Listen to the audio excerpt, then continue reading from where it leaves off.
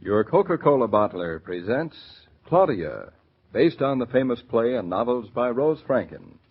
Brought to you transcribed Monday through Friday by your friendly neighbor who bottles Coca-Cola. Relax, and while you're listening, refresh yourself. Have a Coke. And now, Claudia.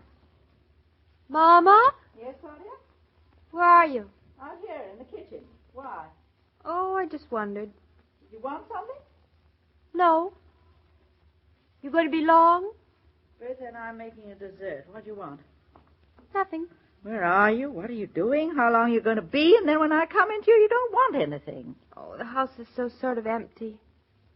I was just trying to make up my mind whether you were coming back in here or if it was worth the trouble to go out in the kitchen to find you. And it wasn't worth the trouble. Well, you were coming in. The house is sort of empty without David.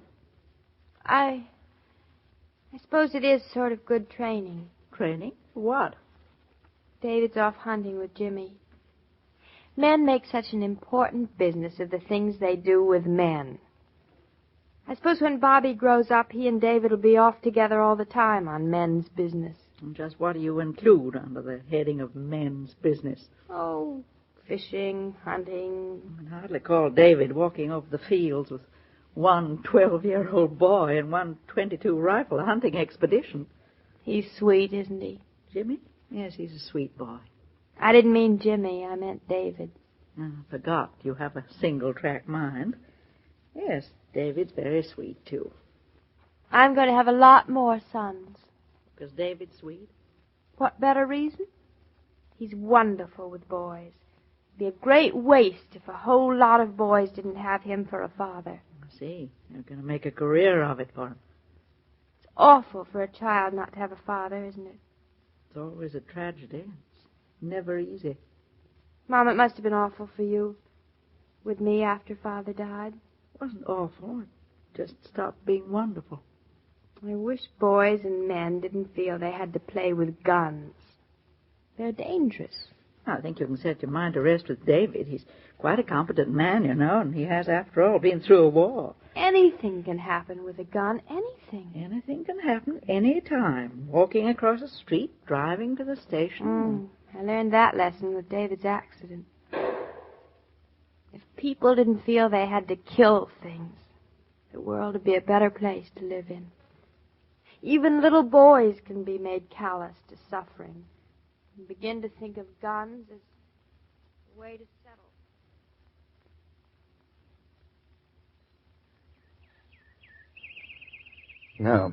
Now try for the big red tomato in the middle of the can again, Jimmy. Only this time, aim just a little to the right. See, there's a crosswind blowing and just a hair high to compensate for the distance. And keep my eyes open. Yeah. Now, this time, squeeze. Squeeze. Don't pull the trigger, but squeeze it. Slowly now. Slowly. Squeeze. I hit it. All right, now load up and try again. Okay. All right, now take your time. Easy does it. Eyes open. Squeeze. Let her rip. I hit it again. Now go over there and look at it. I have an idea. You'll find 2 holes right in the middle of the tomato. How about it? 2 holes right in the middle of the tomato. Here, look, Mr. Norton. Right plumb in the middle of the tomato. That's all right shooting, isn't it? Right plumb in the middle of the tomato is the best shooting there is, Jimmy. When it comes to a bullseye, there isn't anything better than the best. With a good rifle like this good rifle that belonged to my dad, I guess that made it easier. Yeah, it's a fine rifle. A good gun never hurts, but it's the marksman behind the gun who hits the bullseye. You mean I'm a marksman? Yeah, one of the best. And David Naughton will give witness and testimony to the fact any time you want it. Now, how about setting up the can again and trying some more shots, Oh, gee, Mr. Norton. Just shooting at a tin can, that's not hunting. Anybody can hit a tin can. You weren't so good when you started this morning. But I hit the bullseye twice after you learned me how to squeeze right and keep my eyes open. Gee, look up there on that branch, that robin. You don't shoot robins, Jimmy. I bet you I could hit it. No bet, Jimmy. I'm sure you could, but There's certain things that a sportsman shoots and certain things he doesn't. And robins isn't one of them? No. No sportsman shoots songbirds. A sportsman shoots either what he has to eat or can eat or destructive animals. Oh. Well, woodchucks are destructive. I suppose you could call them destructive, but not very. There's a woodchuck hole right over there by that stone wall. If we walk careful, we might catch him out of his hole. But walk careful. All right, Jimmy. Careful does it.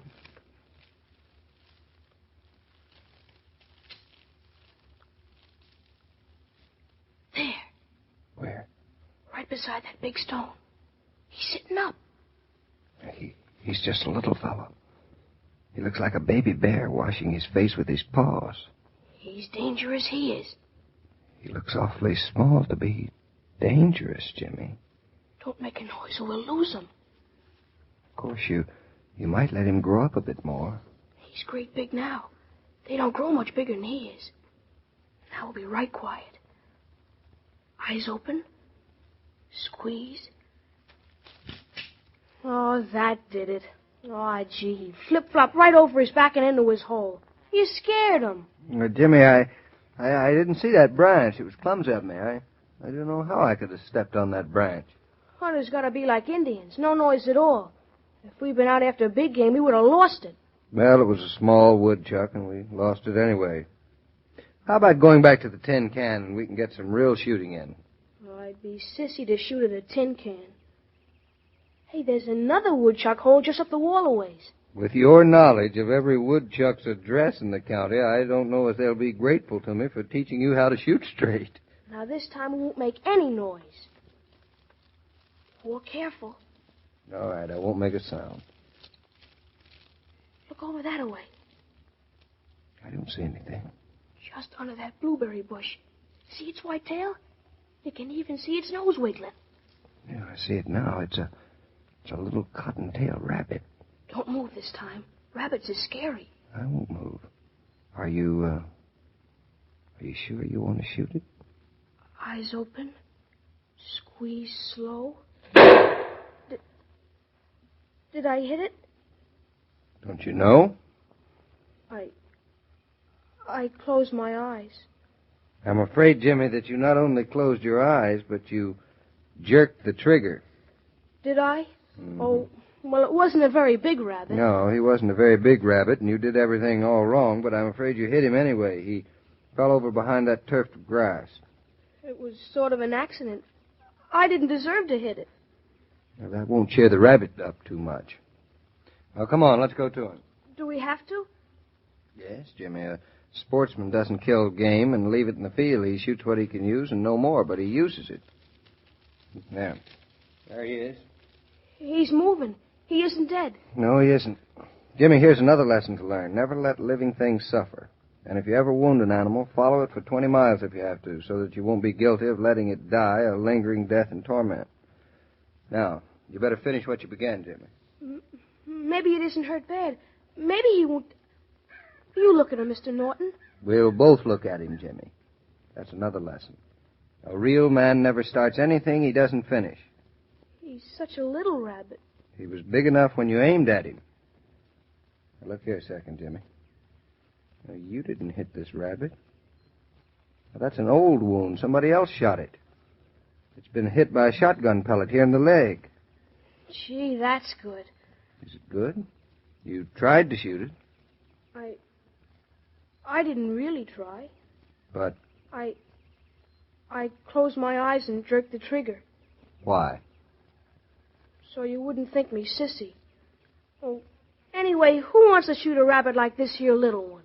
Mm-hmm. Say, Mr. Naughton, what do you think of hunters who shoot a rabbit and go off without finding and seeing if it's hurt or something? You know what I think, Jimmy? I think you've got the makings of a real sportsman in you. I think you're a boy your dad would have approved of. Will it die, do you think? It's not badly hurt. Might pull through.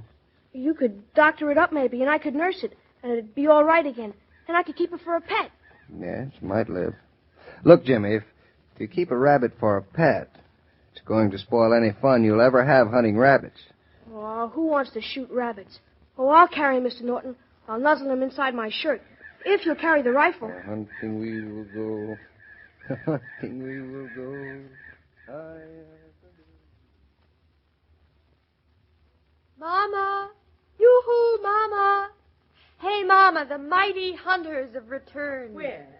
They just crossed the lawn to the door. David was carrying the rifle and Jimmy was carrying something. It's natural for men to kill things, so just pretend you don't object. You think I could eat anything that was... Hi. Oh. Hello, darling. Hi. Hello, Mama. Hi, Mrs. Naughton. Well, the hunters have returned. Welcome home. There's a pot waiting on the stove. What do we eat? Venison, wild boar, caribou steak. No, as I live, rabbit. Rabbit stew. Claudia, where did you put that bottle of iodine? Did one of you hurt yourself? The iodine's here in the hall cupboard. I'll get it. No casualties. Nothing to worry about. We brought home a rabbit. It moved. It's alive. Somebody shot it. Here's the iodine, some bandage and gauze. Who's hurt? The rabbit, Mama. Look, Jimmy, take this first aid material and the rabbit, and you'll find Fritz out in the barn. He's very good at fixing up animals. Gee, thanks, Mr. Naughton. And thanks, Mrs. Naughton. Mr. Naughton learned me a lot about hunting. He's a real sportsman. He's a very remarkable man, Jimmy. Very remarkable. You go off hunting, you bring back a wounded rabbit. Wouldn't it have been simpler not to shoot the rabbit in the first place? It was such a small rabbit. Well, it's a long story. I'll tell you all about it when I get cleaned up. I have a sneaking suspicion that there's more to this than meets the eye. It is the wisdom of women, Claudia, to let a man tell his hunting and fishing stories in his own time and his own way. Just pray that he doesn't tell them too often. Waiting for parcels, waiting for service, any kind of waiting is irksome, even though you have time to spare. That's why so many department stores and beauty shops have installed Coca-Cola coolers. If there's a cooler handy, you can drop a nickel in the slot, get ice-cold Coke, and wait refreshed. Say, Mr. King, mind if I interrupt you a second? Oh, not at all, Jimmy. What's on your mind? Oh, nothing special, except... Except that you've decided not to become a hunter, is that it? Yeah, I guess so. I decided that once for myself, too. You did? That's good. That Mr. Naughton, he's got a right idea. I'm glad you agree with him. What a swell guy. It must be great to be like him. Always know what you're doing. Oh, I wouldn't say that David always knows what he's doing. Why, Jimmy, there are times when Claudia has him pretty rattled. Really? Well, Monday, for instance. A short episode at a second-hand car lot rattles David plenty. But then I don't blame him. It's a pretty rattling experience. Boy, I'll sure be around to find out what that is. Oh, I gotta go home to Ma now. So long, Mr. King. So long, Jimmy. Good hunting. Every day, Monday through Friday, Claudia comes to you transcribed with the best wishes of your friendly neighbor who bottles Coca-Cola. So listen again Monday at the same time. And now this is Joe King saying au revoir. And remember, whoever you are, whatever you do, wherever you may be, when you think of refreshment, think of Coca-Cola. For Coca-Cola makes any pause the pause that refreshes. And ice-cold Coca-Cola is everywhere. The parts of Claudia and David on this program were played by Catherine Bard and Paul Crabtree. And the entire production is supervised and directed by William Brown Meloney. And now, here's a word from your friendly neighbor who bottles Coca-Cola.